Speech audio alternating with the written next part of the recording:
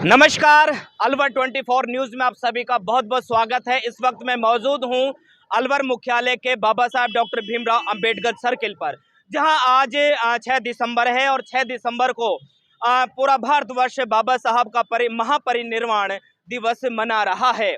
यकीनन आज के दिन 6 दिसंबर 1956 को बाबा साहब का महापरिनिर्वाण हुआ था और उसी के उपलक्ष्य में हर वर्ष आज के दिन महापरिनिर्वाण दिवस पर लोग अपने श्रद्धा सुमन अर्पित करते हैं, उनको शत नमन करते हैं।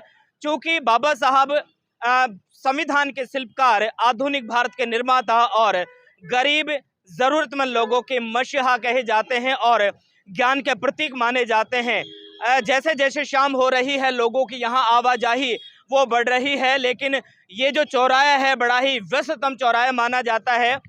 बाबा साहब की विचारधारा से संबंध रखने वाले बहुत सारे ऐसे लोग हैं, हम उन्हीं से बातचीत करेंगे। तो मैं चाहूँगा कि आप हमारे साथ चलते रहें। शाम को यहाँ पर बाबा साहब के महापरिनिर्वाण दिवस पर कैंडल मार्च का भी आयोजन किया जा रहा है और उसी को लेकर के लोग यहाँ पर आ भी रहे हैं।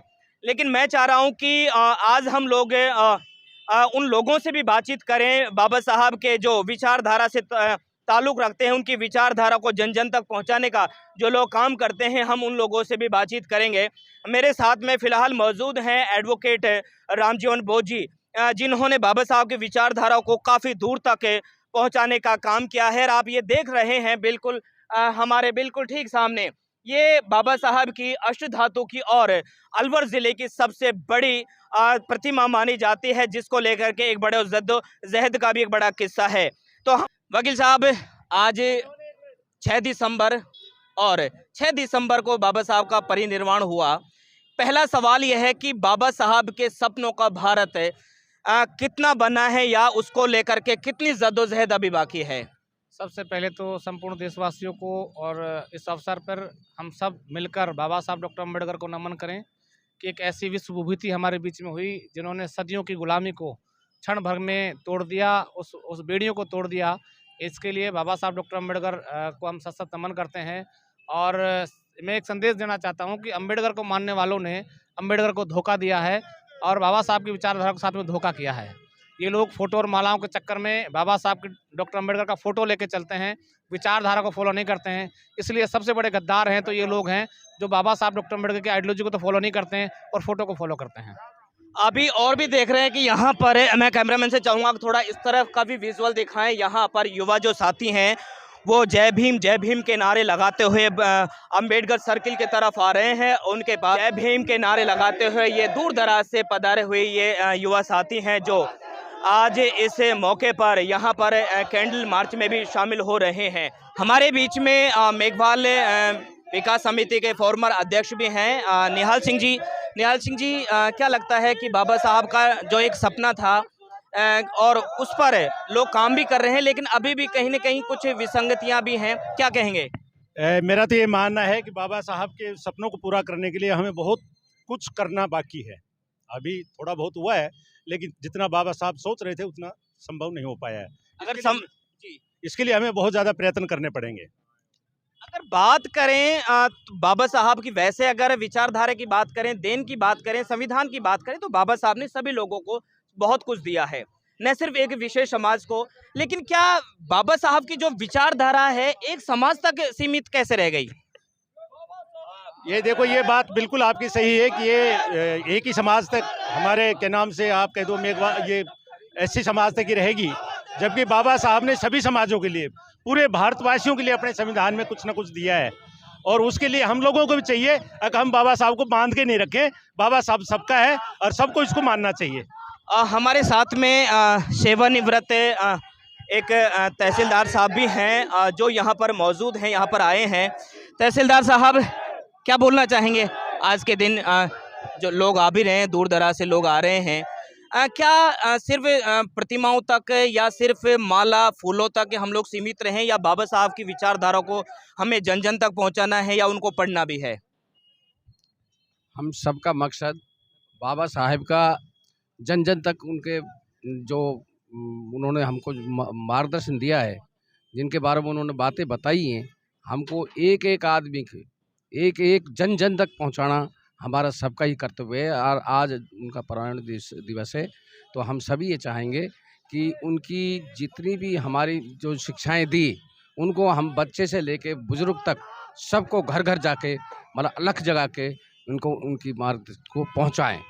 एक और शिक्षाविद हमारे साथ में है। कैमरामैन से चाहूँगा थोड़ा इस तरफ आ जाएं, और क्योंकि एक बड़ा मौका भी है, इस प्रकार से बहुत कम बाइट लेने का मौका भी मिलता है, चूँकि चलते चलते कई बार बातचीत होती है। डॉक्टर महेश कोटवाल जी मेरे साथ में हैं। डॉक्टर साहब, कई बार इस प्रकार की बातें आती हैं कि जब 14 अप्रैल होता है, झंडे बिकते हैं, डंडे बिकते हैं, और कई सारी चीज़ें बिकती हैं, लेकिन बिकती नहीं है तो वो सिर्फ किताबें हैं। जहां अभी यहाँ पर भी एक लिखा हुआ है कि बाबा साहब मूर्तियों में नहीं किताबों में हैं। क्या कहेंगे? नहीं, आप बिल्कुल सही कह रहे हो। अभी किताबें उतने नहीं बिक पा रही हैं, लेकिन उसकी जगह जैसे आपका मीडिया चल रहा है, सोशल मीडिया बहुत प्रभावी हो रहा है। और मैंने जो पिछले 2-3, 4-5 सालों में ऑब्जर्व किया है कि जो क्रांति किताबों से नहीं आ पाई, वो क्रांति सोशल मीडिया लेकर आया है। आप जैसे युवा जो सोशल मीडिया की क्रांति को आगे बढ़ा रहे हैं, पहल कर रहे हैं और बाबा साहब के विचारों को पहुँचा रहे हैं। और हमारा जो युवा है वो इससे बहुत ज़्यादा प्रेरित हो रहा है। और उसको वो जो अभी हम बहुत सारे जो देख रहे हैं कि जो जिस तरह से बाबा साहब की विचारधारा आगे बढ़ी है पिछले कुछ सालों में, तो उस पे बहुत बड़ा योगदान सोशल मीडिया का है। और निसंदेह आपकी बात बिल्कुल सही है कि सही बात जानने के लिए, बाबा साहब को वास्तविक रूप में जानने के लिए किताबों को तो पढ़ना ही पड़ेगा।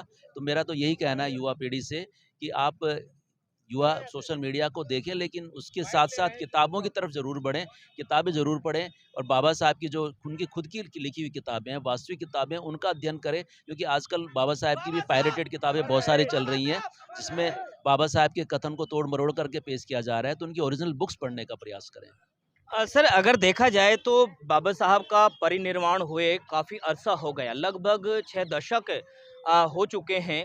लेकिन क्या वजह है कि जो एक फैलाव जो उनके विचारधारा का होना चाहिए था पूरे देश भर में, आज देखते हैं कि अभी भी कहीं न कहीं एक सीमित दायरे तक बाबा साहब की विचारधारा है। सबसे पहले तो मैं आज बाबा साहब के महापरिनिर्वाण दिवस पर बाबा साहब को कोटि-कोटि नमन करता हूं।